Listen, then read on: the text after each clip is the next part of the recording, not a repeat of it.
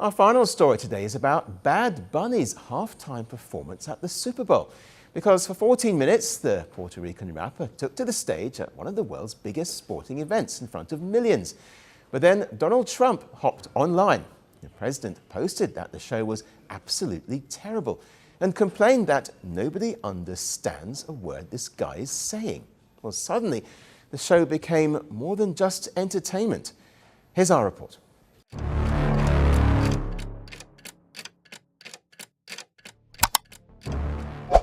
El domingo por la noche, 8 de febrero de 2026, mientras la final de la Super Bowl se acercaba al descanso, un comentario publicado por Donald Trump en su cuenta oficial de Truth Social rompió la burbuja deportiva y cultural que solía servir como tregua temporal en el calendario político estadounidense.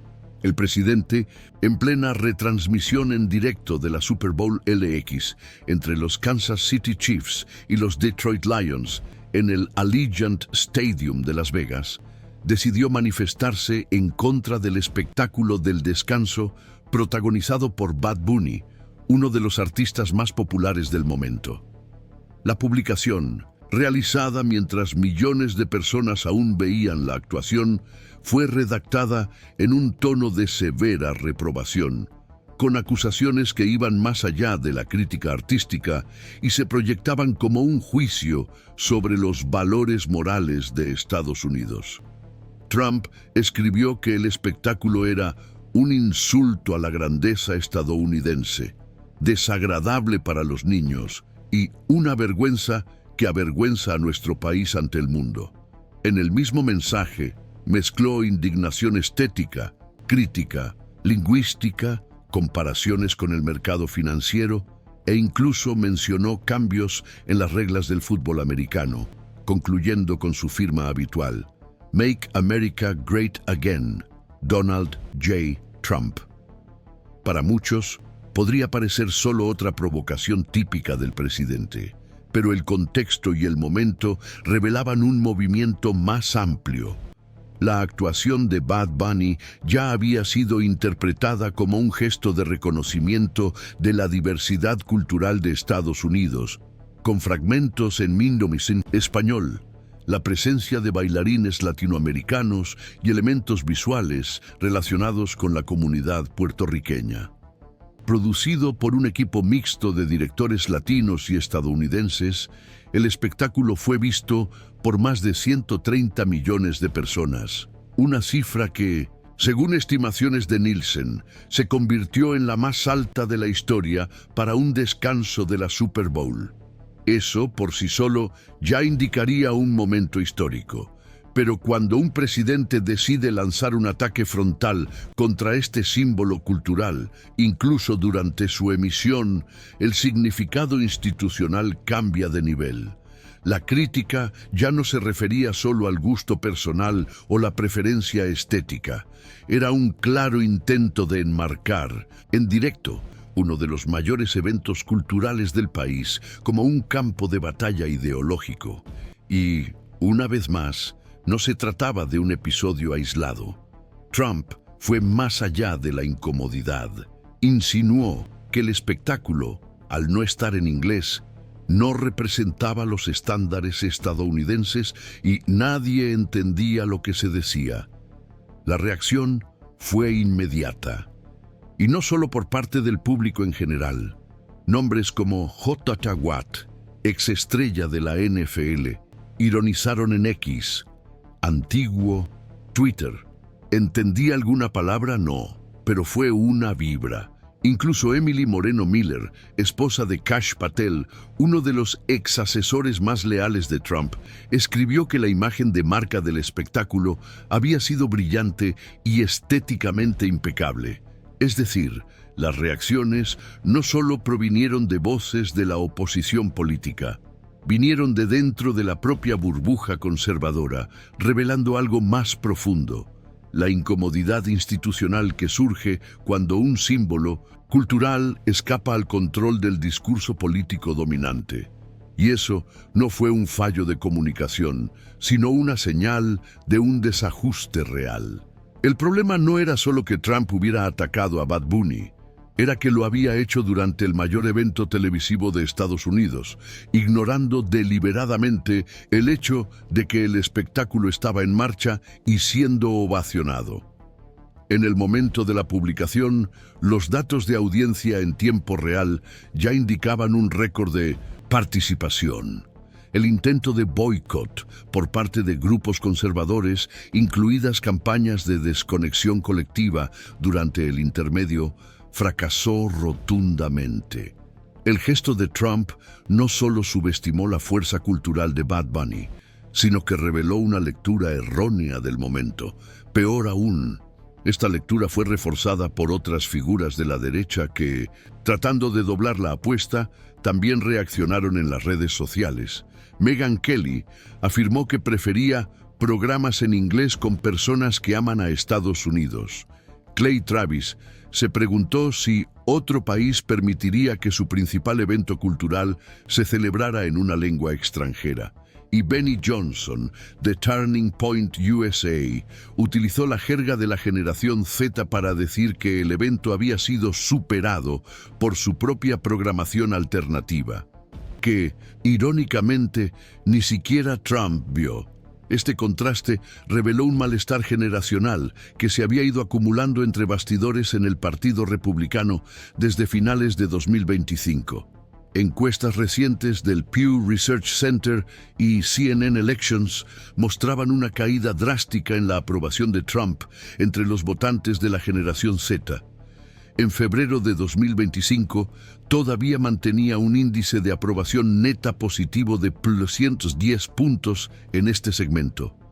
12 meses después, el mismo indicador se desplomó hasta los 32 puntos.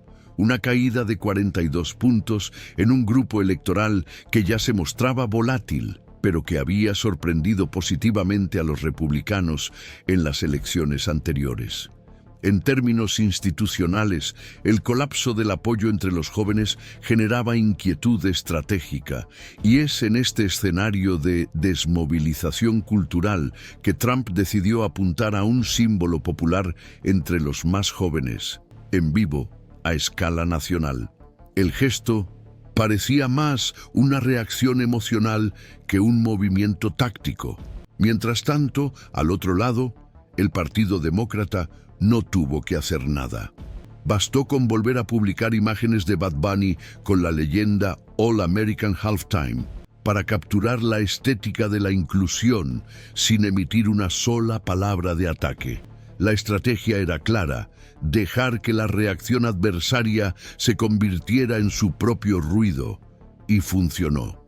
Cuando se observa el comportamiento del electorado joven, se percibe que el espectáculo no solo fue bien recibido, sino que generó memes, remixes y una participación masiva en plataformas como TikTok, Instagram y YouTube Shorts.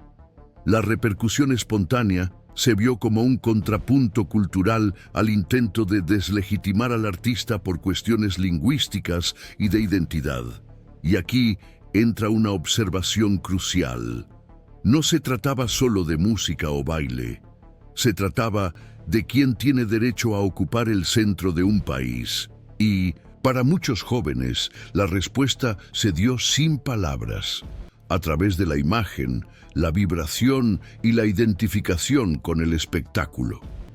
Más que una disputa estética, el episodio dejó claro que el Partido Republicano, bajo el liderazgo de Trump, enfrenta una dificultad real para interpretar el nuevo entorno cultural. El intento de imponer parámetros rígidos de pertenencia cultural, con el idioma, la estética y la ideología como filtros, pareció anticuado y, peor aún, contraproducente. La reacción pública fue de aceptación del espectáculo y de rechazo al intento de censura disfrazado de crítica.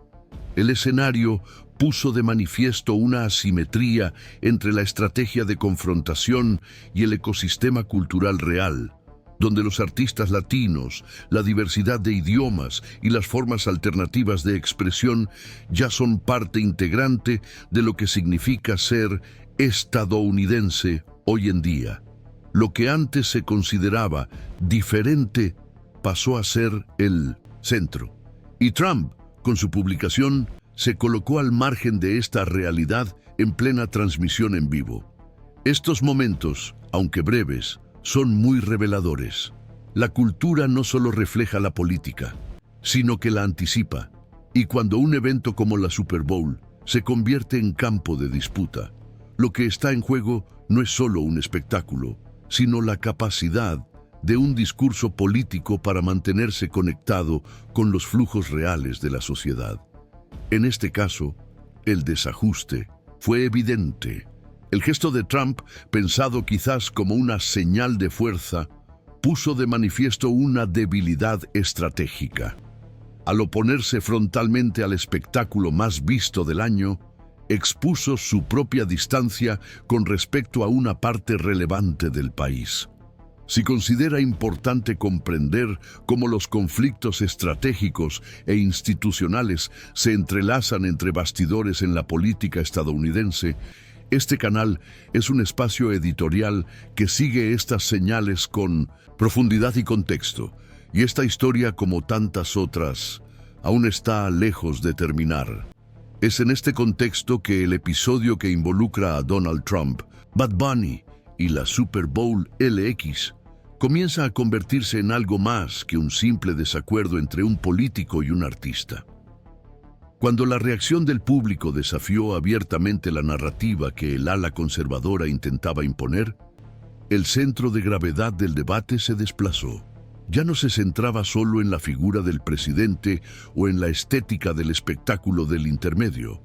Lo que se puso en tela de juicio fue la propia capacidad de las instituciones políticas para acompañar o capturar el imaginario de una nueva generación. Esto quedó patente entre bastidores en la Comisión Nacional Republicana, donde aliados de Trump, como Charlie Kirk y Benny Johnson, comenzaron a defender abiertamente la idea de que la cultura pop actual ya no representa los verdaderos valores estadounidenses. La frase se repitió varias veces a lo largo de la semana siguiente, en vídeos, podcasts y publicaciones, muchas de ellas promovidas por Turning Point USA, que había intentado organizar un espectáculo paralelo en Las Vegas con Kid Rock como atracción principal. Sin embargo, este esfuerzo de contraprogramación reveló más que una simple intención. Expuso el grado de desconexión estratégica con el público objetivo que decían querer reconquistar. El concierto alternativo, promovido en un espacio cerrado del The Venetian Resort, se retransmitió en directo en plataformas asociadas a la derecha digital, pero fue ignorado incluso por Trump, que prefirió comentar el concierto principal, el de Bad Bunny, durante su celebración. El gesto fue interpretado como un retroceso, aunque involuntario. Incluso el público que asistió al evento paralelo informó que la actuación de Kid Rock fue predominantemente playback, con fallos técnicos y poca energía. Comentarios como el de Jordan Schachtel, uno de los influencers de la nueva derecha online, llegaron a sugerir que el evento parecía más una parodia que una afirmación de identidad. Esta diferencia entre lo prometido y lo entregado, tanto en contenido como en impacto, contribuyó a que la narrativa conservadora perdiera fuerza fuera de sus propios círculos. Y ahí es donde los datos institucionales comienzan a pesar. Las encuestas de opinión publicadas por el Pew Research Center, solo 3 días después de la Super Bowl, mostraron un aumento de 12 puntos en la percepción positiva de los jóvenes hacia el Partido Demócrata. El movimiento fue casi instantáneo, especialmente entre los votantes de entre 18 y 29 años, que reaccionaron de forma visiblemente contraria a la retórica anti-inmigrante y antilatina implícita en las críticas al espectáculo. Según los datos, la palabra más asociada a la imagen del Partido Republicano esa semana fue exclusión. Y no fue solo una tendencia en las redes sociales, también tuvo un impacto tangible en la esfera política.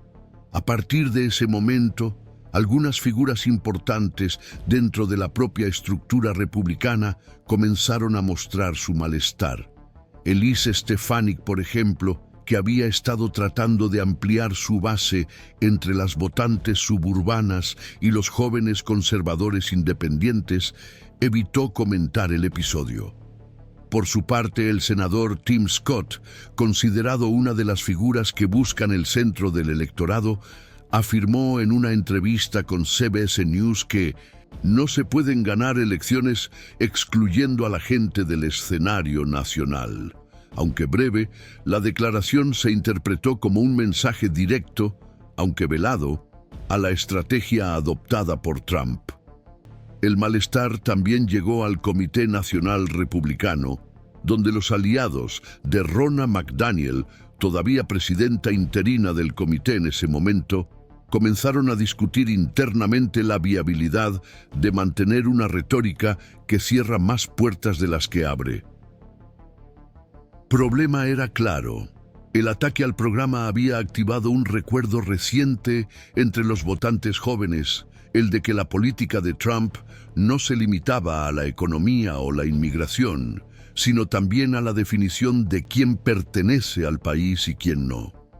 Esta convergencia ayuda a entender por qué la respuesta pública no se limitó a artistas e influencers. Los líderes políticos demócratas aprovecharon el momento para amplificar, con elegancia calculada, el mensaje contrario. El gobernador de California, Gavin Newsom, publicó una imagen de la actuación de Bad Bunny con la leyenda: "Este es el país real, joven, creativo, diverso, global".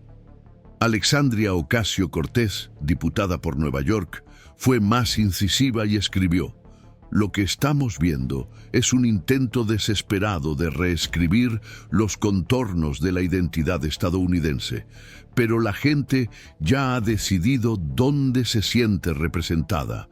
Incluso figuras que suelen evitar las polarizaciones culturales, como el senador Raphael Warnock, comentaron el episodio de forma sutil, reforzando que la cultura está viva y la política debe escucharla, no silenciarla.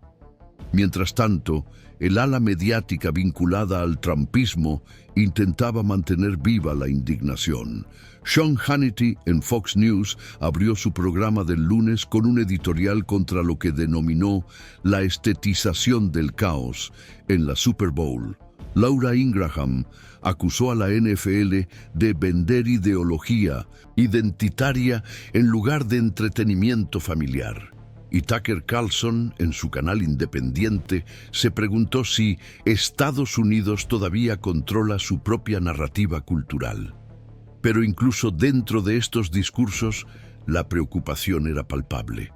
El impacto político real de la reacción pública indicaba que la guerra cultural ya no obedecía a las mismas reglas de antaño.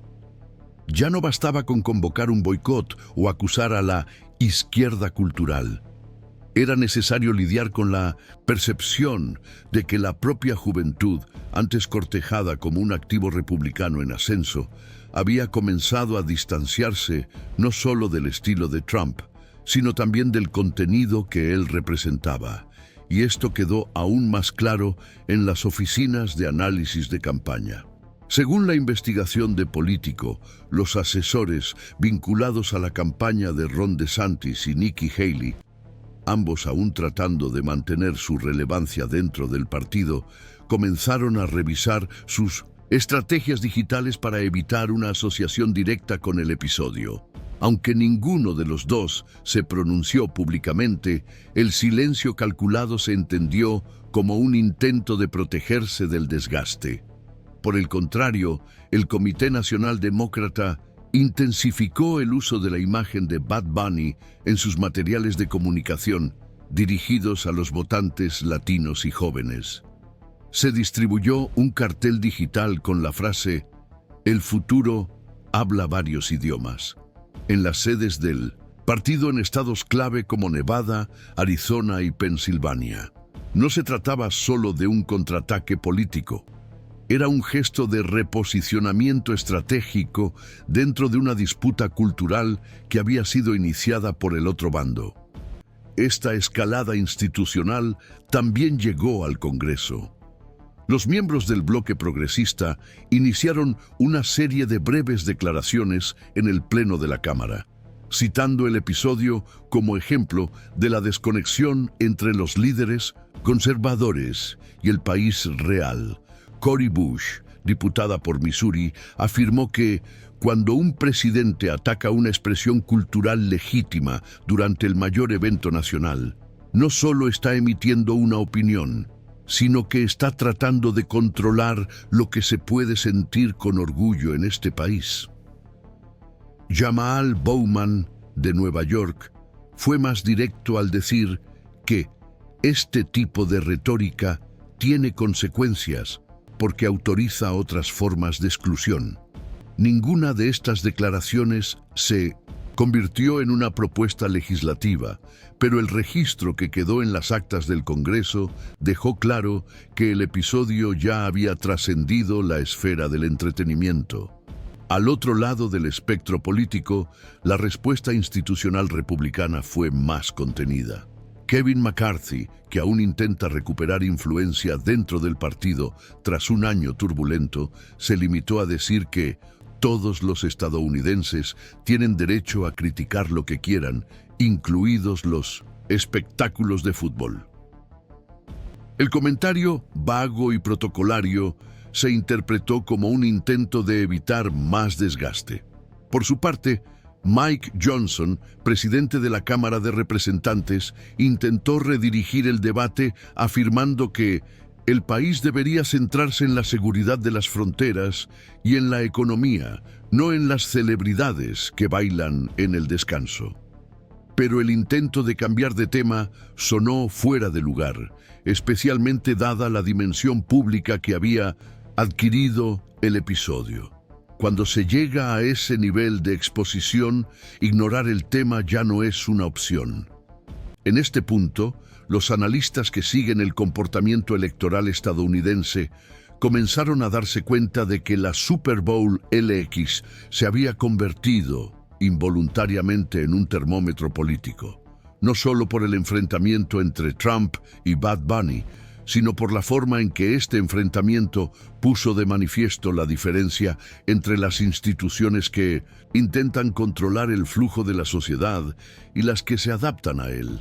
La NFL, aunque presionada por los sectores más conservadores, no emitió ningún comunicado sobre el contenido del espectáculo.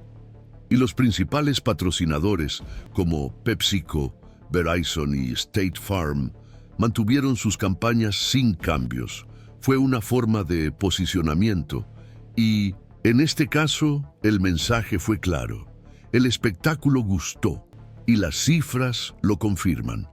Hay momentos en los que la cultura se adelanta a lo que la política aún se resiste a aceptar. Y cuando eso ocurre, las instituciones deben decidir si se suman o se resisten. El episodio de la Super Bowl no terminó con un tuit. Desencadenó una serie de reposicionamientos estratégicos y reajustes que, poco a poco, revelan hasta qué punto la disputa puede reconfigurar el espacio institucional. El análisis continuo de estos movimientos, con contexto, nombres y consecuencias reales, es fundamental para comprender lo que está en juego. Por eso, si sigues este canal, debes saber que aquí la cultura no es ruido, es parte del sistema. Y lo que comenzó con un espectáculo sigue resonando mucho más allá de las luces del escenario. Basándose en las encuestas disponibles y en los análisis publicados en las 48 horas posteriores a la Super Bowl LX, surgieron diferentes interpretaciones sobre lo que realmente estaba en juego esa noche. Para una parte de los analistas del panorama político, la reacción de Donald Trump encaja en un patrón ya recurrente de enfrentamientos culturales que, a pesar del desgaste acumulado, siguen manteniendo su eficacia simbólica entre su núcleo de seguidores. Según esta interpretación, incluso ante la reducción del apoyo entre el público más joven, Trump sigue operando según una lógica de movilización selectiva. El objetivo no sería ampliar alianzas, sino reforzar pertenencias. La crítica dirigida a Bad Bunny, realizada durante el evento de mayor audiencia televisiva en Estados Unidos, funcionaría así como un gesto calculado para reafirmar la identidad política y establecer límites simbólicos. El efecto central, según esta perspectiva, no estaría en el rechazo al artista, sino en la consolidación de un espacio discursivo donde la incomodidad con la diversidad se transforma en cohesión. Otros análisis, sin embargo, describen el episodio como un error estratégico. Para comentaristas como Jennifer Rubin, columnista de The Washington Post, y David Frum, ex asesor del presidente George W. Bush y crítico habitual del trumpismo, lo ocurrido reveló un error de lectura del momento histórico. Ambos argumentan que, al elegir un espectáculo cultural como objetivo político, Trump expuso no solo intolerancia, sino también un distanciamiento de las recientes transformaciones de la sociedad. Rubin afirmó que perdió la capacidad de comprender la cultura como un indicador político relevante, mientras que Frum destacó que los enfrentamientos culturales solo producen resultados cuando se comprende el terreno en el que se está actuando. Desde esta perspectiva, la Super Bowl LX puso de manifiesto un desajuste entre la retórica de Trump y el espíritu predominante entre las nuevas generaciones de Estados Unidos, cuyos códigos de identificación ya no se corresponden con los de épocas anteriores.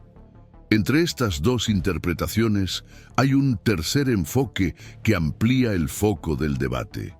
Para esta corriente, el episodio debe interpretarse como parte de una dificultad estructural más amplia a la que se enfrentan los líderes públicos: la adaptación de las narrativas políticas a un país que ha experimentado profundos cambios en su demografía, lenguaje y referencias culturales.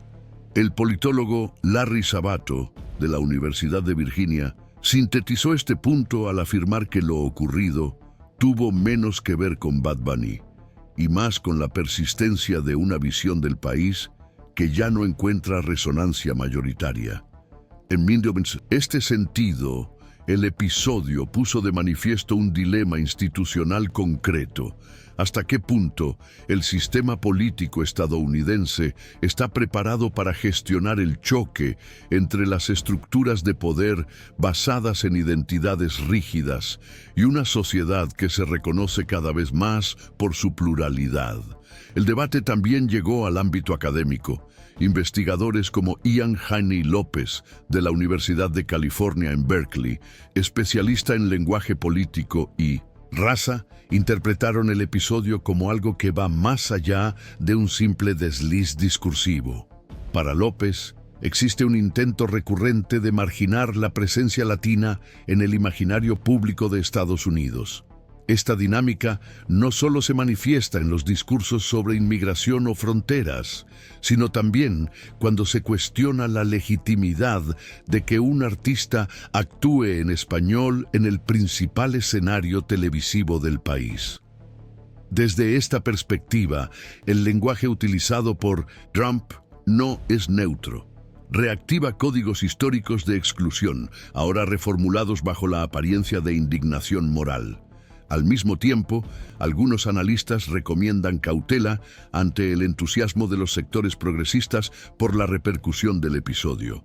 El periodista Chris Cillizza, comentarista político de la CNN, observó que, aunque la reacción entre los más jóvenes ha sido favorable al Partido Demócrata, no hay garantías de que esto se convierta en un compromiso electoral consistente. En una entrevista con la National Public Radio, destacó que las reacciones emocionales no producen necesariamente una lealtad política duradera. Cillizza recuerda que esta misma generación, hoy culturalmente alineada contra Trump, también muestra una creciente desconfianza hacia las instituciones políticas formales, lo que puede limitar los efectos prácticos de episodios como el de la Super Bowl LX. Es en este espacio de incertidumbre donde el episodio adquiere mayor densidad política. No se trató solo de un conflicto entre un presidente y un artista. Lo que se vio fue una síntesis de las tensiones que atraviesan la vida pública estadounidense en 2026. Disputas por símbolos, crisis de representación cultural e intentos de regular el lenguaje, los cuerpos y los acentos. Cada gesto y cada reacción pasan a formar parte de un juego más amplio, en el que la política ya no se limita a gobernar o administrar, sino que también busca definir la estética, el idioma y quién puede ocupar el centro de la escena pública. Dentro del Partido Republicano, los efectos del episodio siguen siendo objeto de debate. Asesores vinculados a Donald Trump, como Jason Miller, defendieron entre bastidores que la crítica al espectáculo fue una respuesta legítima a lo que describen como la presencia de una agenda progresista en los eventos deportivos. Por el New Centro contrario, otros líderes del partido, como el exgobernador Larry Hogan, argumentaron que la atención debía centrarse en temas como la economía y la seguridad pública, y no en las actuaciones culturales. El episodio puso de manifiesto, una vez más, la división interna entre una estrategia basada en la confrontación permanente y otra orientada a la reconstrucción de una imagen institucional más pragmática. La Super Bowl LX hizo pública esta divergencia. En el campo demócrata, los estrategas analizaron el momento con pragmatismo. Saben que la visibilidad en las redes sociales o en las encuestas de imagen no garantiza victorias electorales. Aún así, reconocen que por primera vez en meses se produjo un episodio de amplia repercusión nacional sin necesidad de atacar directamente al adversario. El espectáculo de Bad Bunny, que podría haber quedado solo como entretenimiento, acabó convirtiéndose, debido a la reacción de Trump, en una afirmación política involuntaria y muy eficaz. Hasta el momento, no hay consenso sobre las futuras repercusiones del episodio. Lo que se puede afirmar es que un evento concebido como espectáculo acabó convirtiéndose en un escenario de disputa institucional.